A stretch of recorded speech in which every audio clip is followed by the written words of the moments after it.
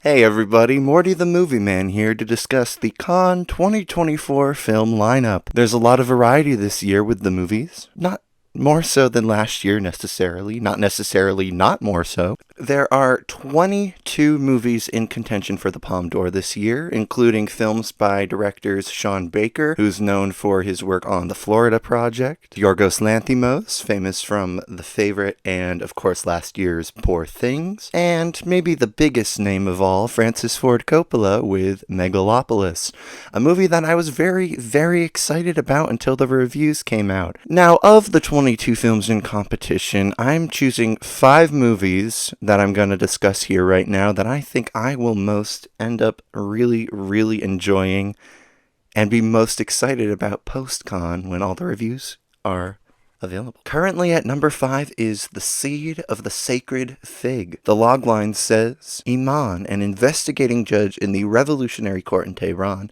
grapples with mistrust and paranoia as nationwide political protests intensify and his gun mysteriously disappears. The combination of mystery, political intrigue, and a nearly 3-hour runtime just really excites me. I can't wait for all the twists and turns. My number 4 movie is Caught by the Tides, and this one on the surface seems kind of wholesome. Set in early 2000s China, Jiao Jiao and Guo Bin share a passionate but fragile love. When Guo Bin disappears to try his luck in another province, Jiao Jiao decides to go looking for him. So there's a lot to go over here. I think we need to remember that the early 2000s were still a very difficult time when it came to tracking people down through cellular devices. There's no Facebook, just flip phones. Also, who the heck is this robot for? Are we doing some weird Wall-E cosplay for some unwarranted nostalgia? But I digress. Anyways, the critics seem to love this director's films, and apparently Ashes the Purest White, which I think came out just a few years ago, is kind of a masterpiece, so I definitely want to check that one out. My number 3 is certainly the most colorful of the bunch. Mark my words here, they legitimately spent half of the budget on gels for the lighting. And I'm talking about Motel Destino. And honestly, just look at the trailer. Every single shot, there's one color that is the most prominent, and it is every single color in the rainbow, in between the rainbow, on the outside of the rainbow, in the pot of gold. The other thing that I'm also kind of excited about is I've heard people compare this to Challengers in that it features another love triangle with 2 men and a woman. Not sure how gay or queer this one will be, but I don't know, the way that this guy is kind of just standing there in the hallway, and then they cut to the snake in the trailer, and it just, work. You look great. I'm hoping it's pretty gay. But another reason I chose it is I just love movies that feature mystery and travel in like a unique location.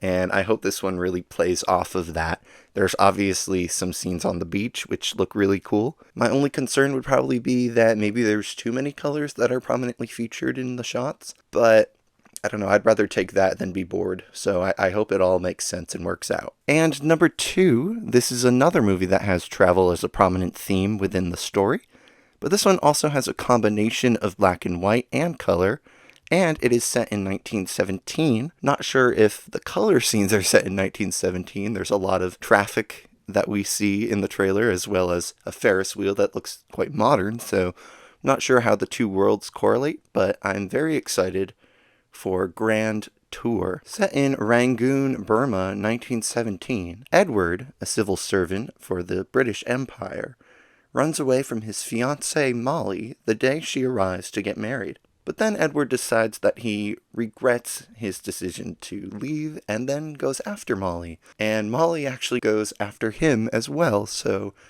2 people who certainly love each other and want to stalk each other. Isn't that a great time?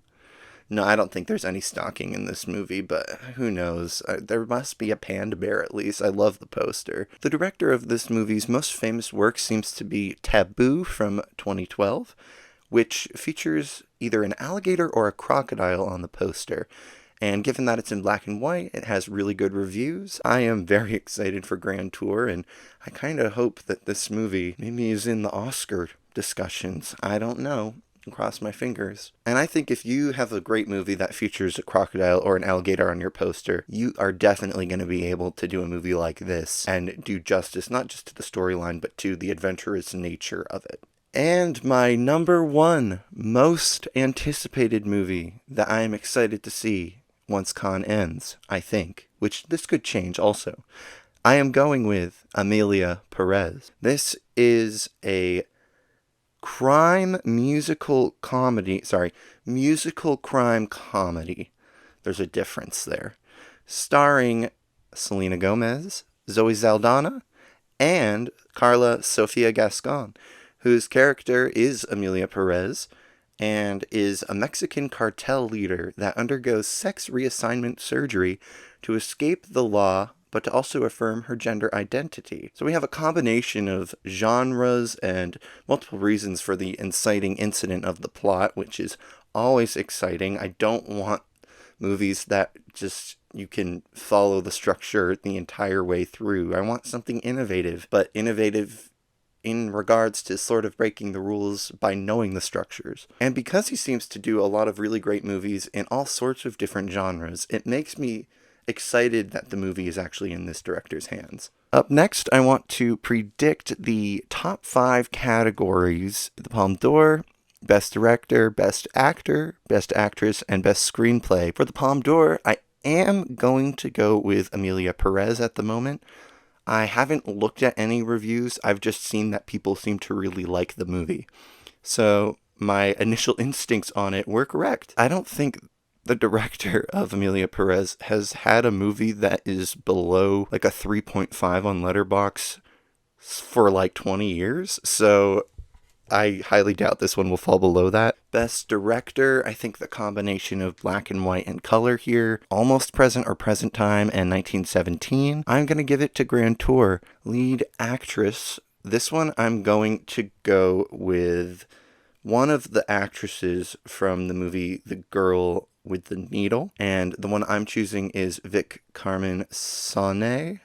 I hope I'm pronouncing that correctly. She plays Dagmar, who is a real life serial killer post World War I in Copenhagen. I just think it's something that people are going to be hard to not want to award somehow. And if I'm between the protagonist, who's sort of the nurse under the guise of the serial killer, or the serial killer, I'm going to go with the serial killer. Cannes as a whole has not shied away from giving messed up characters a win here. They did the guy from Nitram, so why not give it to this performance, especially if it's based on a true story. Lead actor is another toughie. I'm between the lead actor in The Seed of the Sacred Fig, knowing that, his gun gets disappeared, and the fact that he kind of has an overbearing hold, if you'd say, over his family. There seems to be a lot of character development there, a lot of crazy tone shifts and character likability to unlikability. That might be great, and maybe I'm a little biased here, I'm going to go with Ben Whishaw in Limonov the Ballad. The character's description says he is a revolutionary militant, a thug, an underground writer, a butler to a millionaire in Manhattan, but also a switchblade-waving poet, a lover of beautiful women, a warmonger, political agitator, and a novelist who wrote of his greatness. Eduard Limonov's life story is a journey through Russia, America, and Europe during the second half of the 20th century. I don't know about you, but that's the most occupations I've ever heard for a character in any movie I have ever seen. So why not give him the award? It seems to span many years. He literally seems to be doing everything, and yet he's still kind of mysterious. I mean, if you just look at the poster, anyone whose hair looks like it hasn't been in a shower for a month, if not longer, and is wearing sunglasses, they are bound to live a life of mystery. And for Best Screenplay, I'm going with Motel Destino. I think it's a movie that has a lot of potential sexual undertones to it, or Not undertones at all. Overtones? Is that the word? Anyway, sex stuff. And I don't think it's weird picking a movie that's quite out there. I mean, the Cannes jury has awarded Happy as Lazzaro, Monster, You Were Never Really Here, The Killing of a Sacred Deer for a screenplay. And lastly, I want to go over the Screen's jury grid. Now, the jury grid is something that happens every year. They have directors from all over the world implement their opinions into this grid. And I just really like this grid. I like the stars that they have there. I like the gridding of it. I don't know what impact, if any, this has on the festival. I tried to research by looking it up online, but then I saw that, there were some results already for the jury grid. And the whole reason I'm bringing it up is because I want to predict the average for all 22 movies' jury grid's scores. So I clicked right out of that. If you have the answer, please let me know. I'm an uneducated swine. So yeah, I'm only predicting 2 movies will get a 3 or higher average this year, which is probably wrong. It's never been that way. The thing I have realized is these critics, some of them genuinely seem to hate what they do, so always underestimate the scores, and then be pleasantly surprised when they give a movie a 2 or a 3. A 2 is actually not bad. Not too bad. And that is everything Cannes 2024 so far. I'm hoping to do an updated video towards the end, if not right at the end of the festival, right before the awards are announced, with my updated predictions for those 5 categories, as well as a comparison between my jury grid predictions and the actual jury grid results. Do you think any movie here is going to get a Best Picture nomination? And also potentially a Best International Feature nomination? I sure hope so. We're on a good streak, so let's keep it going. Please.